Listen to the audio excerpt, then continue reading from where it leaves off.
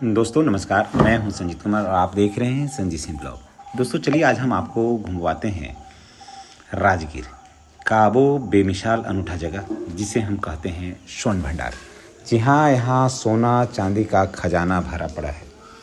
इतना खजाना कि अगर इस खजाने को खोल दिया जाए तो पूरे भारत की अर्थव्यवस्था जो है ना वो समृद्ध हो जाएगा। जी हाँ, हम हैं स्वर्ण भंडार के इस परिसर में और यहाँ से देखिए पूरा सोना चांदी कहीं और नहीं, बिहार सरकार के या भारत सरकार के लॉकर में नहीं है बंद, ये है राजगीर के इन पहाड़ियों में है कैद, जहाँ अकूत संपत्ति खजाना भरा हुआ है। यहाँ देखिए लिखा हुआ है सोन भंडार, सोने चांदी हीरे जवाहरात का एक प्रमुख केंद्र, जहाँ पर हजारों लोग जो हैं वो आते हैं देखने के लिए। और देखिए ये जो देख रहे हैं यही मेन दरवाज़ा है और जहाँ खजाना भरा पड़ा है।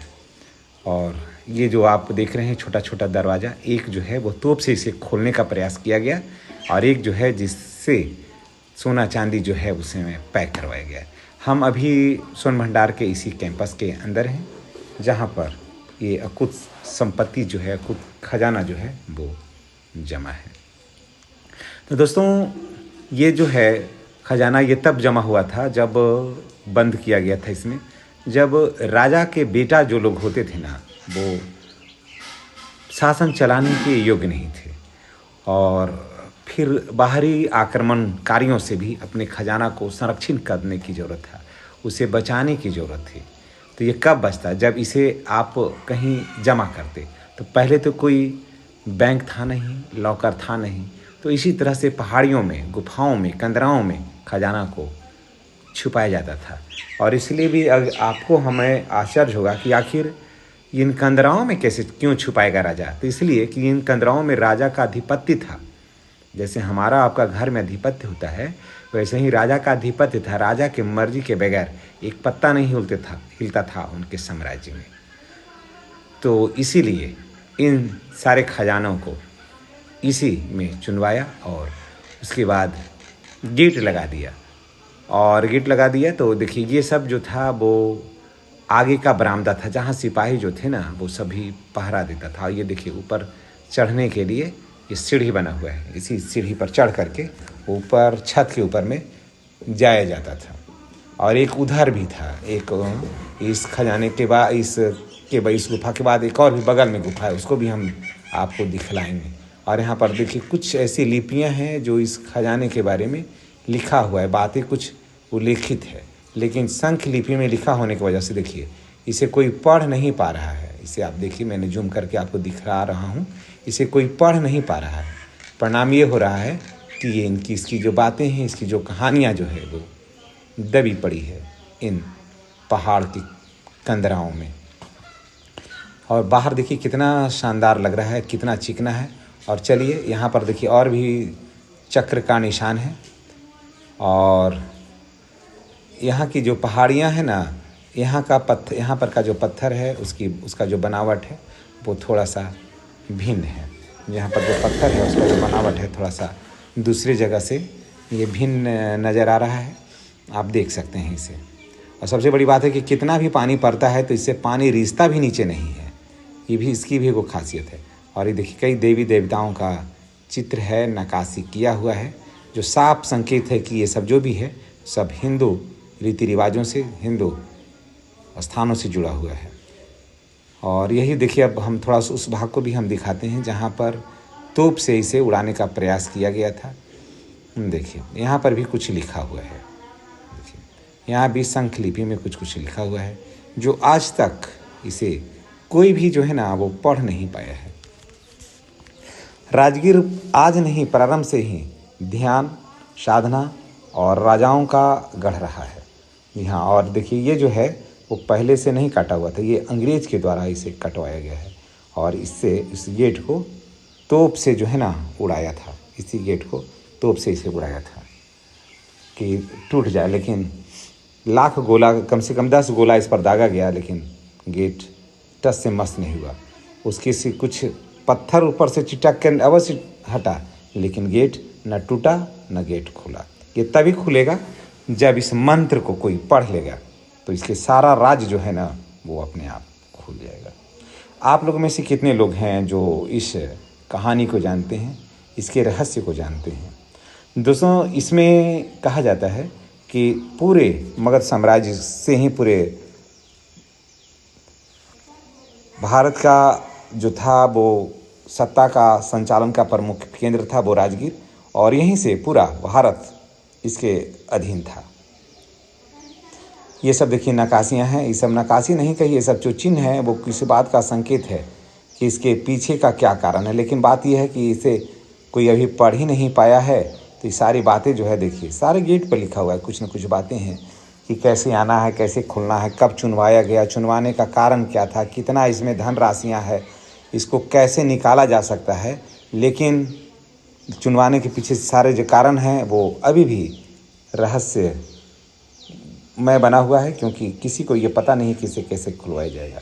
चलिए हम स्वर्ण भंडार के अंदर आ गए हैं। जी हाँ, देखिए स्वर्ण भंडार के हम अंदर हैं और देखिए और भी बहुत सारे लोग यहाँ आते हैं। कितना भी गर्मी पड़े दोस्तों, अगर इसके अंदर आप आइएगा तो आपको शीतलता की अनुभूति होगी, ठंडा आपको महसूस होगा, आपको शीतलता का एहसास होगा।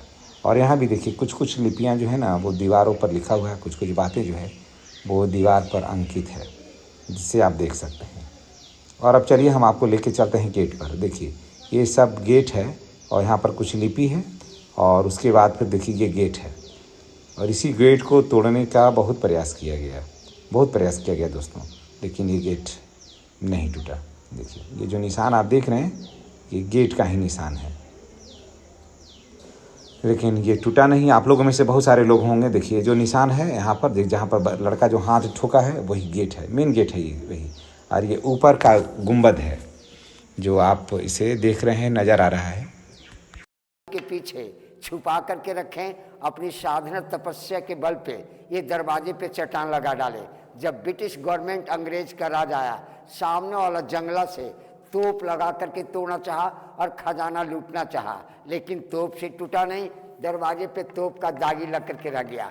इसी बीच हमारे भारत के वैज्ञानिक लोग गर्म पानी को टेस्ट कर अंग्रेज सरकार को चेतावनी दिए कि इसे डायनामाइट से तोड़ो, कोई बड़ी बात नहीं, टूट सकता है लेकिन ज्वालामुखी फटेगा। इसलिए ज्वालामुखी फटेगा, इसी पहाड़ की जड़ी से गर्म पानी का कुंड झरना निकल रहा है। गर्म पानी गंधक, सल्फर, रेडियम, लोहा से टच कर रहा है, विषैली पदार्थ है, विस्फोट हो जाएगा, यहाँ के 50 कोस के एरिया नष्ट हो जाएगा, इसलिए से तोड़ा नहीं गया। इस दरवाजा का खुलने का एक संकेत लेख मंत्र लिपि है। आइए देखिए, आज इसी लेख लिपि के टीवी चैनल पे प्रचार चल रहा है कि इस लेख लिपि के कोई विद्वान व्यक्ति पढ़ेंगे तो ऑटोमेटिक दरवाजा खुलेगी। इस लिपि का नाम है शंख लिपि भाषा। शंख लिपि की पढ़ाई नालंदा यूनिवर्सिटी में हुआ करता था, जहाँ 3 बड़ी लाइब्रेरी थी, रत्नरंजन, रत्न सागर, रत्न दधी। इन 3 लाइब्रेरी में 1199 में मोहम्मद अलाउद्दीन बख्तियार खिलजी ने आग लगा डाले। 6 महीने तक लाइब्रेरी जलते रह गई। उसी लाइब्रेरी में शंख लिपि का पुस्तक जल करके नष्ट हो गया। पूरे संसार में लिपि पढ़ाई हो नहीं पाई। जस्ट लाइक अली बाबा, चालीस चोर, खुल सिम सिम, बंद सिम सिम, उसी तरीका का कोड वर्ड कोड शब्द है। अब बगल वाला गुफा में चलिए, बाहर बगल वाले में आइए, बगल में आइए। हम लोग देखने के लिए आए हैं। एक गुफा 2 तल्ला था। ये 1934 की धरती कंपन में टूटा। जब इसकी पत्थर बाहर की गई तो रियली जैन टेम्पल मिला। कमल निशान पद्म प्रभु, हाथी निशान अजीतनाथ, शेर निशान महावीर स्वामी। ये मुस्लिम राज में अलाउद्दीन बख्तियार खिलजी ने इन प्रतिमा को नष्ट कर डाले, तोड़ डाले। तो राजगीर 5 पर्वतों से प्राचीन नगर घिरा हुआ था। प्राचीन नाम गिरिवर्ध, विपलाचल, रत्नागिरी, उदयगिरी, सोनागिरी, बहवारगिरी। इसी 5 पहाड़ी के बीच में मगध की राजधानी थी। मगध नरेश राजा जरासंध का बिंबिसार आए, बिंबिसार का बेटा अजातशत्रु राज किए। अजातशत्रु का बेटा उदयन यहाँ से राजधानी उठा करके पटना पाटलिपुत्र बसाया, तब से जगह खाली पड़ गया। यही इतिहास है। मेरा नाम सुरेश पासवान, टूरिस्ट गाइड राजगीर, आप लोग का सेवा देते हैं। मेरा कोई तलब तनख्वाह नहीं, आप सबों से मदद सहारे का आशा है। जिनसे जो बने 10-20 मदद करके जाएंगे अपने अपने हाथों से। तो इसी के साथ हम आपसे विदा लेते हैं। ये जानकारी आपको कैसी लगी है तो निश्चित रूप से आप बताइएगा। और मैं आपसे रिक्वेस्ट करूंगा कि अगर आप इतिहास की बातों को जानना चाहते हैं, इतिहास की बातों में विश्वास करते हैं, तो एक बार राजगीर आप अवश्य आइए। और निश्चित रूप से जब आप राजगीर आइएगा तो इन बातों को जानिएगा तो आप भाव विभोर हो जाइएगा। नेक्स्ट वीडियो में हम आपसे फिर मिलेंगे, तब तक की अनुमति दीजिए। वीडियो को शेयर अवश्य करिएगा। धन्यवाद।